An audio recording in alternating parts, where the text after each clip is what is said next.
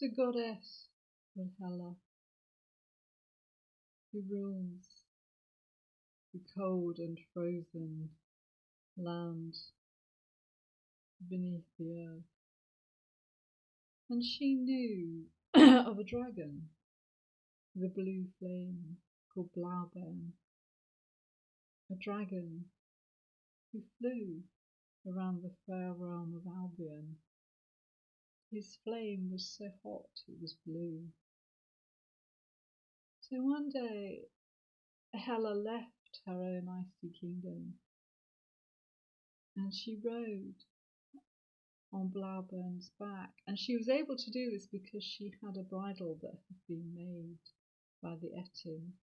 Now the Etin, they might be the dark elves, they might be the dwarves, or they might be other dark creatures, but they're skilled in many crafts, and they had made a bridle which would tame a dragon, so Hela was able to fly around the land of Albion on the back of Blaubeern, the blue-flamed dragon.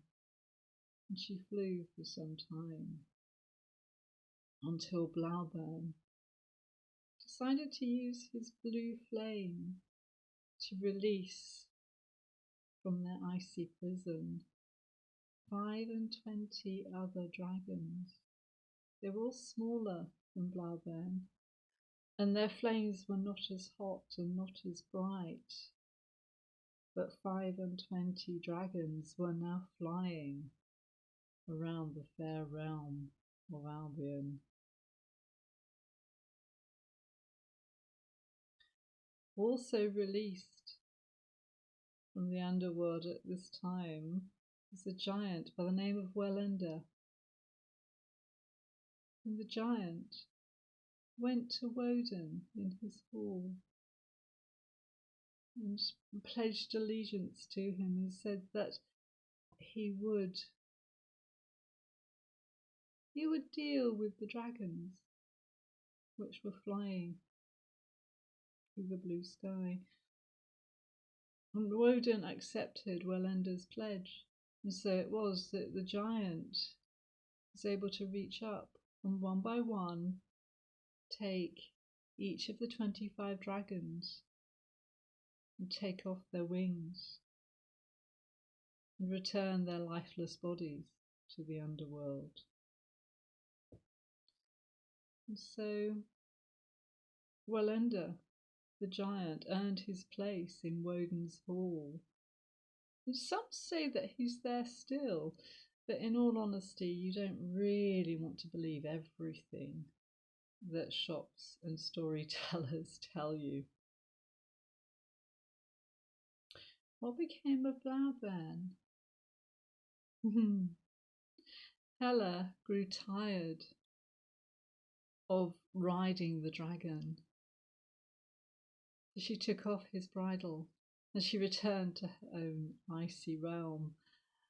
Blaubeern by now was tired, and his flame was burning so hot that it was the flame was almost burning him. And so Blaubeern, the blue dragon, sought to cool the burning fire within himself. And he went to Somerset, down in the West Country,